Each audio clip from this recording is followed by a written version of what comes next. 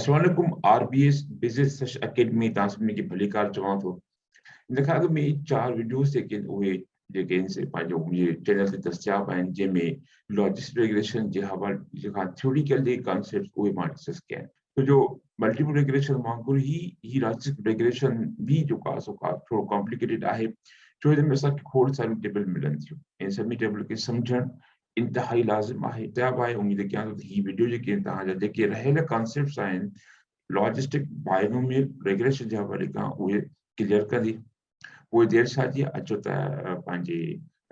जेका वीडियो खे अॻिते वधायूं मुंहिंजो नालो डॉक्टर रहीम सुमरो आहे ऐं मां शाबती सां तालुक़ खां थो उन खां पोइ आहे असांजो इम्परफेक्ट इंडाइसिस यानी जीअं असां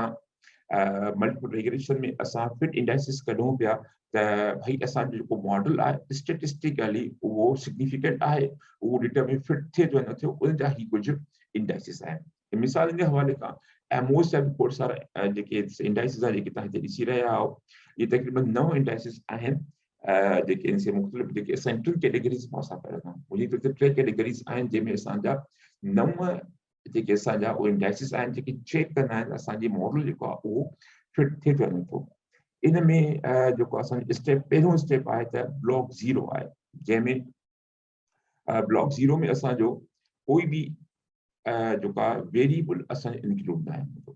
ठीकु आहे सिर्फ़ु उन में डिपेंडेंट वेरिएबल हूंदो आहे उन में कंहिं क़िस्म जो इंडिपेंडेंट वेरिएबल न हूंदो आहे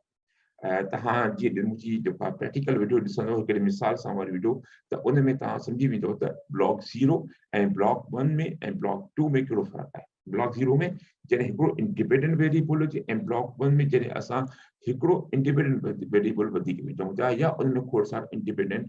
वेरिएबल विझी सघूं था यानी ब्लॉक 1 में तव्हांजो डिपेंड डीबी हिकिड़ो ई हूंदो पर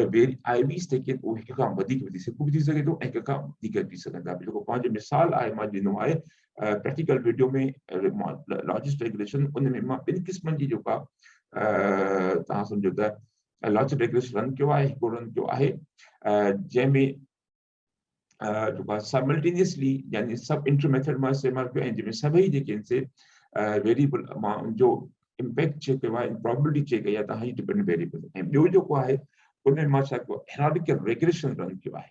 हेरार्किकल रेगुलेशन रन कीअं कयो आहे उहो मां तव्हां खां उहो वीडियो ॾिसी वठो त उन में तव्हां कॉन्सेप्ट सम्झी वेंदो त ब्लॉक 2 पोइ ब्लॉक 3 ब्लॉक 4 पोइ जेतिरा तव्हांजा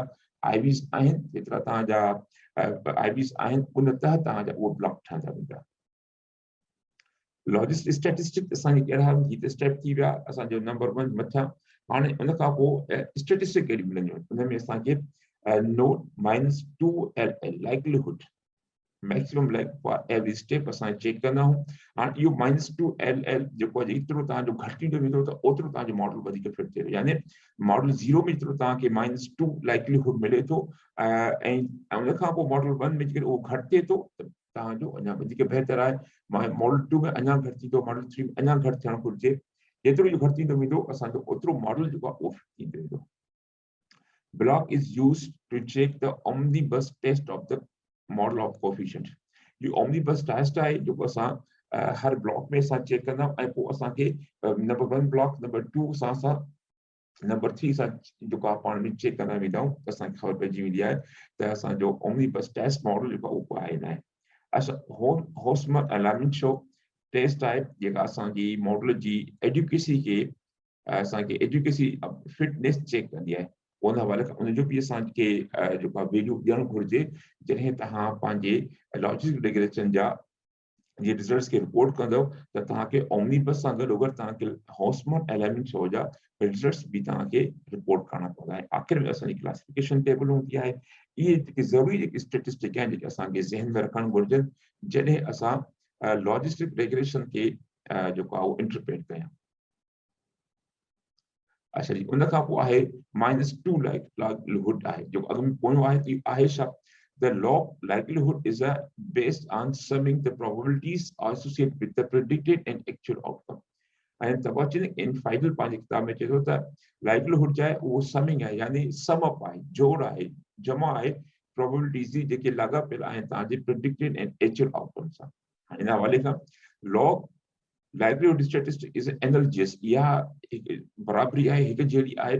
रेसिडुअल सम ऑफ स्क्वायर जेके असां मल्टीपल रिग्रेशन में RSS करंदा आहियूं त हिन में लॉग लाइक्लीहुड जेका आहे यानी माइनस LL जेका आहे -2LL जेका आहे उहा असांजी साॻी आहे हिन में जेका RSS सां कंदा आहियूं तव्हांजे मल्टीपल रिग्रेशन में। ठीकु आहे, हिते असांखे उहा मिलंदी आहे ऐं तंहिंजे करे असां चए थो त therefore the larger the value of the log likelihood statistic indicate a poorly fitting model यानी जेतिरो हिन जो -2LL इन जो को वैल्यू जेतिरो वधीक हूंदो ओतिरो तव्हांजो पुअरली तव्हांजो मॉडल जेको आहे स्टैटिस्टिकली मॉडल उहो फिट थो थिए। इन करे इहो मिसाल 0 जेको मॉडल में इहो जेतिरो आहे जेको 1 मॉडल में अञा घटि थो थी वञे त अञा वधीक बहितर आहे, पर जेकॾहिं हायरार्किकल तव्हां यूज़ कयो था त उन में खोड़ सारा मॉडल ईंदा आहिनि ऐं हर मॉडल में अञा घटि थो थिए त अञा वधीक इहो बहितर, यानी इन जो बिल जेतिरो घटि हूंदो ओतिरो वधीक मॉडल तव्हांजो सही तरीक़े सां फिट थिए थो अचे। हाणे हिन में वरी असां हिकिड़ो वठूं था डिस्कवरी मां त ही जेको चए थो त एंडी फील्ड पंहिंजी किताब में त log likelihood static is analogous to the residual sum of the square in the multiple regression is in the sense that it is indicator of how much unexplained information there is after the model। जॾहिं तव्हांजो model fit थी वियो त उन खां पोइ हिकिड़ो explain हूंदो आहे, हिकिड़ो अनएक्सप्लेन पार्ट हूंदो आहे। R स्क्वायर जेका उहो तव्हांजे एक्सप्लेन पार्ट कंदी यानी केतिरो कंट्रीब्यूशन ॾे, मिसाल R स्क्वायर जेकी तव्हांजी 33% आहे त अनएक्सप्लेन पार्ट जेको उहो तव्हांजो 77% थी वेंदो। त यानी ही जेको लाइक्लीहुड हूंदो आहे उहो असांखे इहो ॿुधाईंदो आहे त तव्हांजे मॉडल फिट थियण खां पोइ केतिरो तव्हांजो अनएक्सप्लेन्ड हिसो आहे जेको R स्क्वायर जेके कवर न कयो आहे, यानी 77% तव्हांजो अनएक्सप्लेन्ड आहे या 60-40 खणी अचो त भई 40 तव्हांजो एक्सप्लेन्ड आहे ऐं 60 तव्हांजो अनएक्सप्लेन्ड, यानी इन में अञा मॉडल में अञा वधीक ज़रूरत हुई IVs जी, जेतिरो IVs अञा वधीक विझूं हा त एक्सप्लेन जो पोर्शन आहे उहो अनएक्सप्लेन्ड पोर्शन खां अञा वधीक आहे। ऐं इन हवाले खां ही लॉग लाइक्लीहुड जी जेका उहा असांजी फॉर्मूला आहे। इन तरीक़े सां असां जेको लॉग लाइक्लीहुड जो फॉर्मूला असां जेको वैल्यू आहे उहो असां कैलकुलेट कंदा आहियूं। ठीकु, अच्छा, उन खां पोइ असांजो ही आहे the logistic regression important statistics असांजो कहिड़ियूं आहिनि, वरी ॿी आहे उन में असां R स्क्वायर चेक कंदा आहियूं। ठीकु आहे, जीअं R स्क्वायर असां चेक कंदा आहियूं मल्टीपल रिग्रेशन में ऐं उन खां पोइ लॉजिस्टिक रिग्रेशन इक्वेशन असां कंदा आहियूं। त जीअं असां रिग्रेशन इक्वेशन असां ठाहींदा आहियूं तव्हांजे मल्टीपल रिग्रेशन में या सिंपल रिग्रेशन में, हिन में बि असांजी हिकिड़ी पंहिंजी पूरी इक्वेशन ठहंदी आहे लॉजिस्टिक रिग्रेशन ऐं हिन में असांखे ऑड्स रेशो मिलंदा आहिनि जेके असां एक्सपोनेंशियल बीटा चवंदा आहिनि, बीटा जो एक्सपोनेंशियल कढी करे असां कंदा आहियूं ऑड्स रेशो या OR ऐं हुन में असांखे शामिल आहिनि में जस्ट असांखे बीटा मिलंदा आहिनि मल्टीपल या सिंपल रिग्रेशन, उन जी बजाय असांखे हिते ऑड्स रेशो अच्छा बीटा हिन में बि मिलंदा आहिनि पर असांखे कंसीडर जेको असां कंदा आहियूं उहो एक्सपोनेंशियल बीटा कंदा आहियूं, छो जो असां में चेक कंदा आहियूं त प्रोबेबिलिटी केतिरी आहे कंहिं बि ख़ासि इवेंट थियण जी, उहा असां चेक कंदा आहियूं। उन खां पोइ आहे the logic regression R square छा आहे असांजी, जी R स्क्वायर असां हुन में चेक कंदा आहियूं त हिन में असांजी R स्क्वायर जेका उहा आहे summarize the proportion of the variance, यानी केतिरो मॉडल में तव्हांजा इंडिपेंडेंट वेरिएबल कंट्रीब्यूट कनि था। जी R स्क्वायर 33% मूंखे ॿुधाई त इहा आहे त यानी 77% कुझु अहिड़ियूं शयूं जेके असां मॉडल में कोन विझियूं आहिनि, जेकर असां मॉडल में इंडिपेंडेंट वेरिएबल विझूं हा त शायदि इन R स्क्वायर अञा वधे हा, यानी R स्क्वायर जेको आहे त कंप्लीट जेको टोटल इम्पैक्ट आहे तव्हांजो इंडिपेंडेंट वेरिएबल जो डिपेंडेंट वेरिएबल में तव्हां असांखे R स्क्वायर चवंदा। ठीकु आहे, R स्क्वायर जी वैल्यू जी तव्हां खूब ॼाणो था त इहो 0 to 1 हूंदो आहे, यानी मैक्सिमम 1 हूंदो आहे। ठीकु है, and for regression model the categorical dependent variable it is not possible to compute a single R square statistic। and largest regression में सलाह ये मुमकिन है त असां को हिकिड़ो वैल्यू जेको सिंगल R स्टैटिस्टिक जो वैल्यू ॾियूं, पर असांखे इन में कॉम्बिनेशन ॾियणो पवंदो आहे ॿिनि जेको R स्क्वायर, हाणे उहो कहिड़ो आहे हिते अची वियो उहो कॉम्बिनेशन। उनमें असां वटि ॿ टेबल हूंदियूं आहिनि, हिकिड़ो Cox and Snell's R square हूंदो आहे,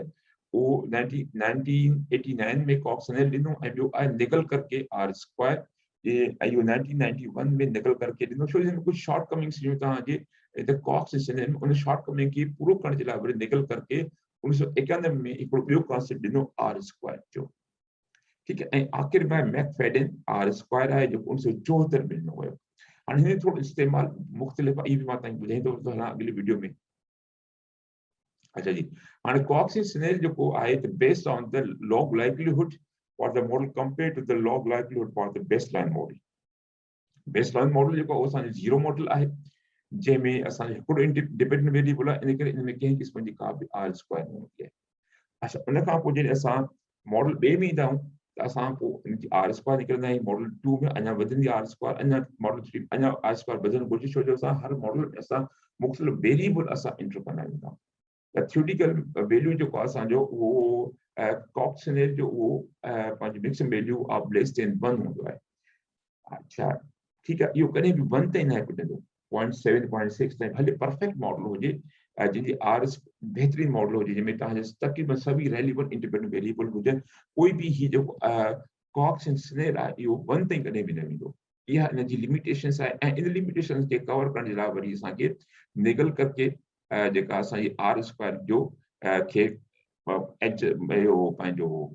ठाहियो वियो, ऐं जंहिंमें जो कमु इहो हुयो त इहो एडजस्टेड वर्जन हुयो तव्हांजो कॉक्स एंड स्नेल जेका तव्हांजी आर स्क्वायर आहे। हाणे इन जो एडजस्टेड इहो कयो त हाणे हीअ जेका आर स्क्वायर आहे इहो फ्रॉम 0 टू 1 ताईं वञी सघे थी। जेका जेको पोइ जेका आर स्क्वायर कॉक्स स्नेल उहा 0 ताईं खां वधी करे 1 ताईं कोन थी वञी सघे। पोइ इन इशू खे हल करण जे लाइ असां निकल करके जेका उहा एडजस्टेड जेको ईअं सनी सम्झो त ठाही वई एडजस्टेड आर स्क्वायर, हाणे जंहिंमें उहा आर स्क्वायर फ्रॉम 0 टू 1 वञी सघे थी। एंड इन खां पोइ last but also least because हीअ असांजे हिन में त कमु जी आहे, इहा वरी ॿिए में आहे। भई मैफिडन आर स्क्वायर वरी असांजी इनदर वर्जन, हीअ हिकिड़ो नओं ॿियो वर्जन आहे, यानी कॉक्स ने एंड कलकर की जेको उन खां अलावा ही टी बि आहे, जंहिंमें असांजे likelihood colonel's it intercept only the model and full model estimate. हाणे ही जेका असांजी आर स्क्वायर असां यूज़ कंदा आहियूं असीं मल्टी नोमियल रेगुलेशन में, ठीकु आहे। असां जेको कमु कराईंदा आहियूं असां बायनोमियल ते करायूं, इन करे ही जेका मैकफैडन जेका आर स्क्वायर इहा असांजी हिन वक़्तु असांजी कम जी कोन्हे। पर जेकॾहिं असां अच्छा जी उन खां पोइ आहे त लॉजिक रेगुलेशन ऑड्स रेशो जो कॉन्सेप्ट जेको आहे, जीअं मूं तव्हांखे ॿुधायो त असां बीटा में मुहैया कंदा आहियूं, ऐं हिन में असां एक्सप्रेशन बीटा यूज़ कंदा आहियूं। Represent the ratio of the change in the odds, यानी ऑड्स में असांजो केतिरो रेशो चेंज थी थो, यानी तव्हां सम्झो था त रेशो यानी 30 70 40 60 33 77 इहो असांजो रेशो हूंदो आहे, जंहिंमें असां event of the interest one unit change जेतिरो वरी चेंज थिए थो। सो इन महिल खां if the value is greater than 1, जेकॾहिं इन एक्सपोनेंशियल जो वैल्यू ग्रेटर देन 1 आहे, then the predictor increase, यानी वो चांस वधी के त वो इवेंट थे। बल्कि तव्हां जो 1 खां घटि आहे, यानी जी हिन सूरत हाल में the less than 1 indicates that the predictor increases, the odds of outcoming occurring decrease, यानी वो predictor वधी थो वञे, यानी उन जो जेको इवेंट थियण जो को चांस आहे उहो घटिजी थो वञे। ऐं जेकॾहिं odds रेशो 1 खां वधीक आहे त इवेंट थियण जो चांस वधीक थी वञे, पर जेकॾहिं उहो असांजो 1 जे बराबरि आहे त मन को चांस कोन्हे। तो इहो इन जो जेको आहे थोरो इंटरप्रिटेशन आहे, थोड़ी इंटरप्रिटेशन थोड़ी ट्रिकी आहे, इन वारे असांखे सम्झणु घुरिजे। अच्छा जी, ही असांजो आहे लॉजिक रिग्रेशन, बाइनरी रिग्रेशन जेको असांजो आहे, त उन में छा थो थिए असांजो, मिसाल ही असांजो कॉन्फिडेंस रिजल्ट आहे, ही असांजी पी आहे, हिन प्रोबेबिलिटी ऑफ द इवेंट, यानी हिन जी 5 ते असांजी 73% आहे त थी सघे थो, ऐं हिते असांजी प्रोबेबिलिटी 4 ऐं 1 ते असांजी प्रोबेबिलिटी थोड़ी घटिजी पई आहे। हिते असांजी प्रोबेबिलिटी 0 अचण जी उहा 7.7 आहे, 1 अचण जी 0.31 आहे। इन वल खां रिजल्ट्स आहिनि जेके असांजा कॉन्फिडेंस में आहे, जंहिंमें असांजो ही असांजो तव्हां ॾिसो था त ही असां आहे कॉन्फिडेंस 1 जो बीटा, ठीकु आहे, ही असांजो बीटा हिते अची वियो, ठीकु आहे। उन खां पोइ असांजो ही रिज़ल्ट जेको असांजो -81 इहो असांजो आहे कॉन्स्टेंट, जेको असांजो कॉन्स्टेंट, यानी इन वैल्यूज़ खे पाण में मिलाए करे असां ही पूरो हिकिड़ी लॉजिक रिग्रेशन इक्वेशन ठाहीसीं, जंहिंमें असांखे ही टेस्ट एसई मिले थी, वॉल टेस्ट आहे, इन जा कॉन्सेप्ट मां डिस्कस करे आहियां। ऐं हिते ॾिसो था असां एक्सप्रेशन बीटा जे पोइ वीडियो में असां डिस्कस कयोसीं, जेकॾहिं इन जो 1 खां वधीक हुजे त पोइ चांस आहे त इहो वधी पियो, यानी हिते 16.13 आहे, ऐं 6.13 मक़सदु इहो जेको आहे इवेंट थींदो बजाए जे इहो 6 टाइम वधीक आहे तव्हांजे इवेंट न थियण। मिसाल हिकिड़ो माण्हू बीमार आहे त उहो जेका कोविड जो जेकी लॻी थो वञे, उनजो चांस आहे 6 दफ़ा वधीक जंहिंखे मरण जो, जंहिंखे कोविड न आहे ऐं बीमार बि आहे,